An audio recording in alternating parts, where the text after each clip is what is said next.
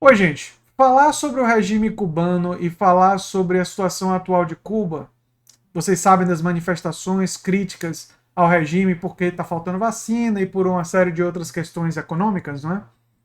Sempre é um terreno espinhoso. E é sempre um terreno que tem muitos maniqueísmos e paixões. E as pessoas têm muita dificuldade de ver ou tentar analisar a complexidade da realidade de uma maneira mais completa. Ver a complexidade como ela é. É uma coisa que é difícil para muitos seres humanos. O pensamento maniqueísta, o pensamento que tenta criar heróis e vilões, o pensamento que estabelece uma proposição binária, sim e não, ele é extremamente sedutor, ele é extremamente fácil.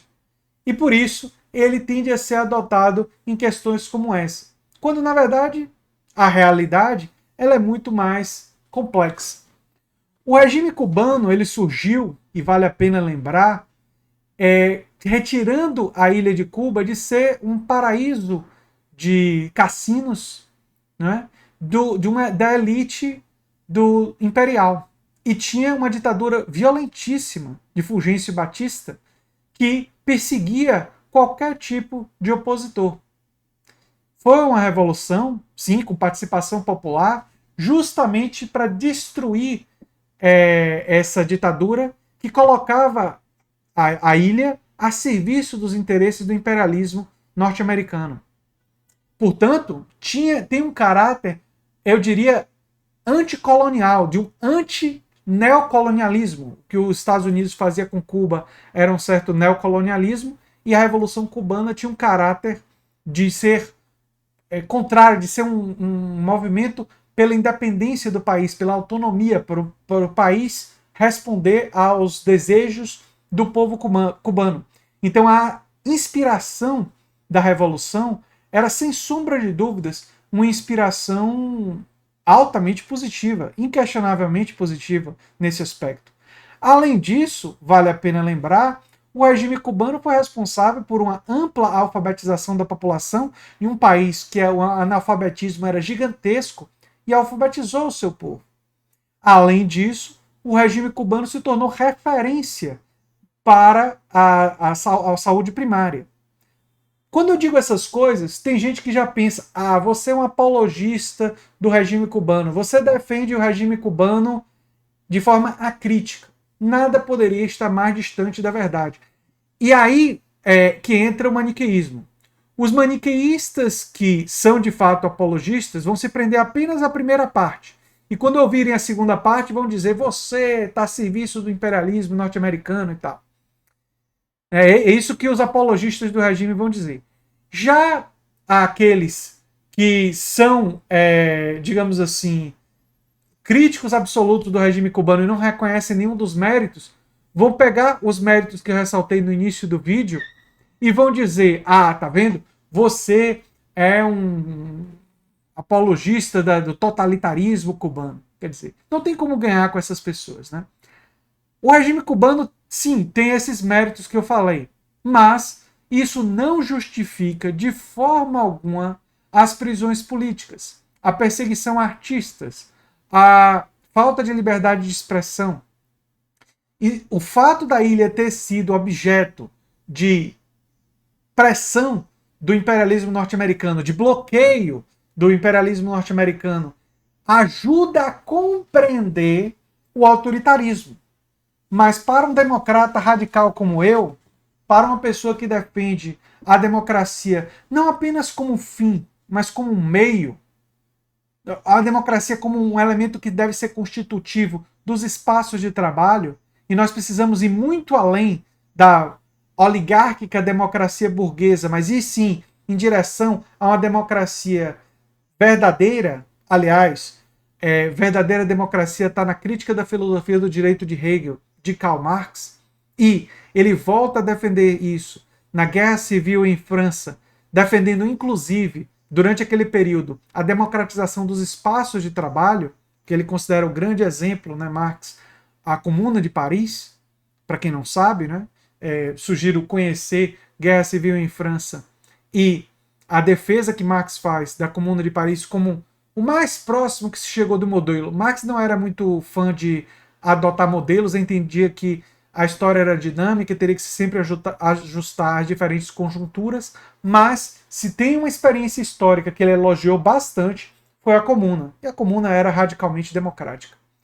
Então, quando a gente olha para o que está acontecendo em Cuba, a gente deve assumir uma postura de crítica radical. E a crítica radical tem que ser, simultaneamente, uma crítica que reconhece os méritos do regime cubano, sem nunca negar que foi um regime que se opôs a uma ditadura violenta, foi um regime que surgiu justamente nessa oposição anti-neocolonialista, foi um regime que, logo nos seus primeiros anos, começou a construir uma ampla alfabetização, uma ampla garantia de direitos de saúde, coisa raríssima na América Latina e até em termos globais para países pobres como o país de Cuba.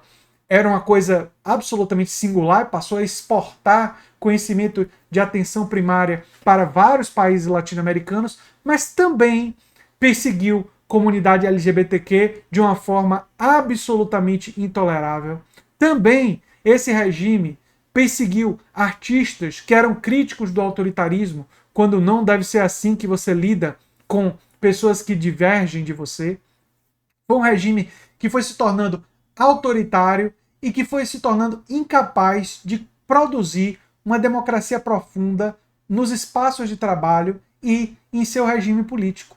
E por isso enfrenta críticas de boa parte da sua população e por isso existem as manifestações. As manifestações são, em parte, sim, resultado de um bloqueio covarde, um bloqueio que submeteu a ilha à maior pobreza do que era necessário, sim, e o bloqueio criminoso precisa ser criticado.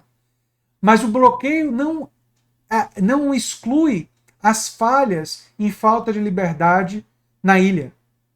E ter coragem de criticar isso é seguir os ensinamentos da própria tradição marxista, que é uma tradição que sempre esteve ligada à ideia de crítica radical. O próprio Marx reconheceu no prefácio de 1872 que tinham coisas que estavam equivocadas e superadas no Manifesto Comunista. Ele diz que existiam aspectos do Manifesto Comunista que estavam antiquados.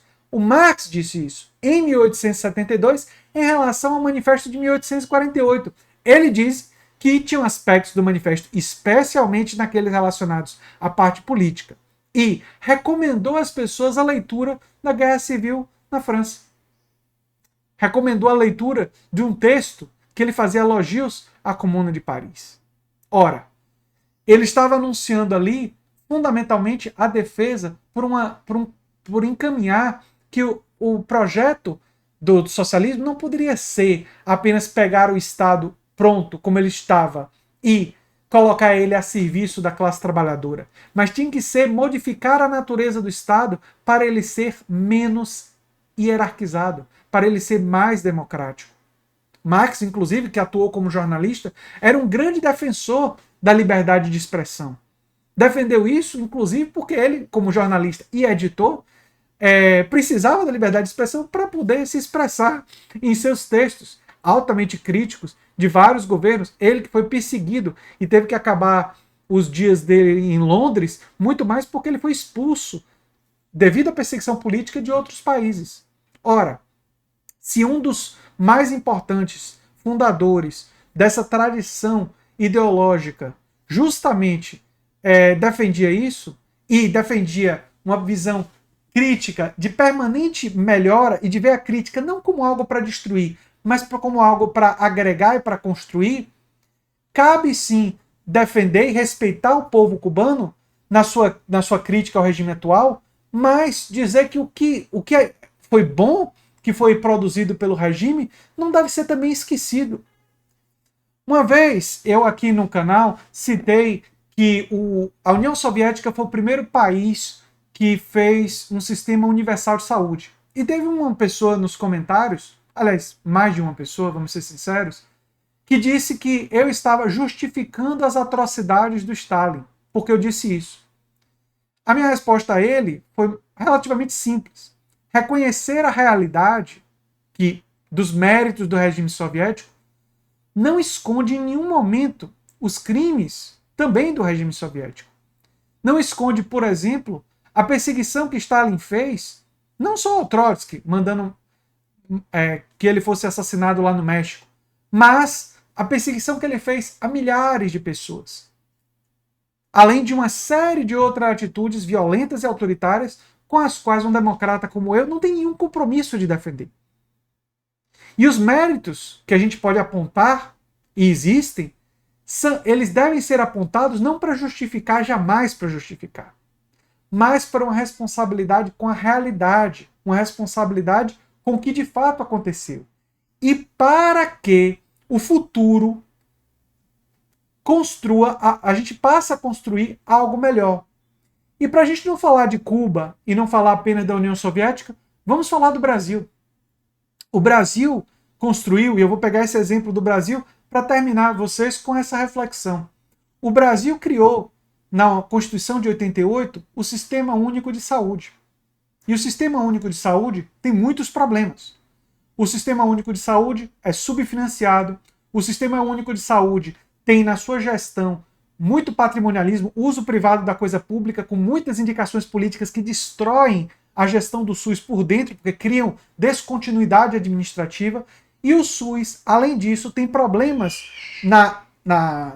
de pessoal com a formação dos médicos e de parte dos profissionais, que é uma formação voltada para uma lógica de mercado, em vez de uma lógica de uma rede própria que foca na prevenção de doenças e na promoção da saúde. Ora, apontar esses problemas no SUS, que são vários, significaria dizer que eu sou contra o SUS? Nada poderia estar mais afastado da verdade. Eu aponto os problemas do SUS não porque eu queira destruir o SUS, mas porque eu quero um SUS melhor, porque eu quero um SUS que seja adequadamente financiado, porque eu quero um SUS que tenha uma gestão profissionalizada com concursos públicos para todos os gestores e que eles possam ser cobrados, porque eu quero uma formação modificada em todos os profissionais de saúde para que seja uma formação voltada para a prevenção de doenças e a promoção da saúde. Porque eu quero um SUS democrático, um SUS que possa, de fato, garantir o direito à saúde a todos os brasileiros, com qualidade. Porque eu quero um SUS que seja de todos nós e que possa ser um orgulho nacional. Que ele é em projeto esse orgulho e é uma gigantesca conquista civilizatória que conseguimos na Constituição e que por isso temos que lutar para reter e para manter, mas ao mesmo tempo não podemos estar satisfeitos com o que ele é hoje. Essa é a postura que eu sugiro a vocês para analisar a realidade histórica. Cuba teve méritos em se livrar da ditadura que oprimia a ilha. Teve méritos em se opor a um imperialismo covarde e a um bloqueio desumano. Cuba teve méritos em sua alfabetização e em seu sistema de saúde, entre outros méritos. Mas tem deméritos graves na falta de liberdade de expressão, na falta de liberdade da ilha, e deve trilhar um caminho para unir a garantia de direitos sociais, unir a ideia de garantir a todos o pão, mas trabalhar também para garantir a todos direitos, liberdade, democracia e participação. Não só na política, mas também nos espaços de trabalho. Se essas mobilizações que estão acontecendo em Cuba puderem viabilizar esse projeto democrático, aí será uma mobilização que vai ter muito que a gente possa aproveitar e aprender e pode servir muito. Se ela servir apenas para destruir os méritos do passado e para construir um caminho apenas na direção de um capitalismo selvagem que desconhece direitos sociais, aí vai ser uma oportunidade perdida e vai ser uma destruição que não vai construir uma verdadeira democracia, mas vai reproduzir um tipo oligárquico que é exatamente o que o capitalismo mais produz quando tem democracias burguesas.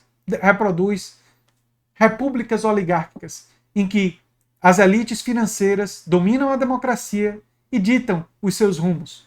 E aí a democracia passa a ser apenas mecanismos formais, passa a ser apenas sistema de seleção de lideranças, passa a ser algo que está muito longe dos valores e dos princípios da verdadeira democracia, daquilo que estava por trás da defesa do jovem Marx na crítica da filosofia do direito de Hegel e que está na defesa de todos aqueles, sejam marxistas, sejam libertários de esquerda, anarquistas, democráticos, radicalmente democráticos, que entendem que o caminho para se construir uma sociedade que une direitos sociais com liberdade e democracia é ser capaz de criar esse tecido não só na democracia política e na participação popular, que é fundamental, mas também na participação da classe trabalhadora no processo decisório dentro das fábricas,